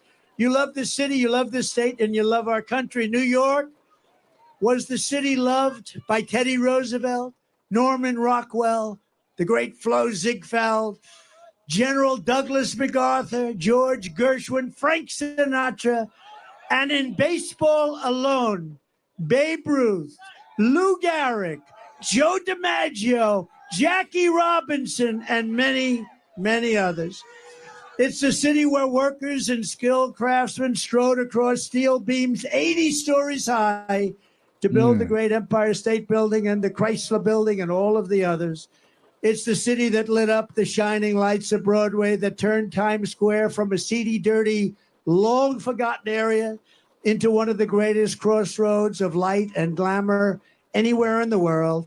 It's the city that produced generations of everyday American heroes who willingly spilled their blood and gave everything they had to make America into the greatest nation in the history of the world. Above all, this is the place that every one of us here today has been proud to call our home, our town, our city. And we are the ones who are going to make our city great again. It was hardworking patriots like you who built this city, and it is hardworking patriots, and this is something you can say it, and you can say it 1,000,000 times, and you can emblazon it. It's hardworking patriots like you who are going to save our country. You are going to save our country. We're going to get out and vote like never before. We're going to make it too big to rig. Our vote is going to be too big to rig. It's the one thing they can't guard against. Working together, there is nothing we cannot do and no height we cannot achieve. Together, we will make America powerful again. We will make America wealthy again. We will make America strong again. We will make America proud again. We will make America safe again. We will make America great again. Thank you, Bronx. Thank you, New York. We love you. Thank you. God bless everybody. God bless you. All right. So that was the first Trump rally I've watched this year. So that's the first one I've watched completely. So, I've watched a few of them in the past, like definitely in the 2020 run. This was a good one, and what was the most impressive was this was in the Bronx, New York. Yeah, and like you say, 25 to 35,000 people. When AOC is saying, "Even God doesn't want you here." Surprise! Yeah.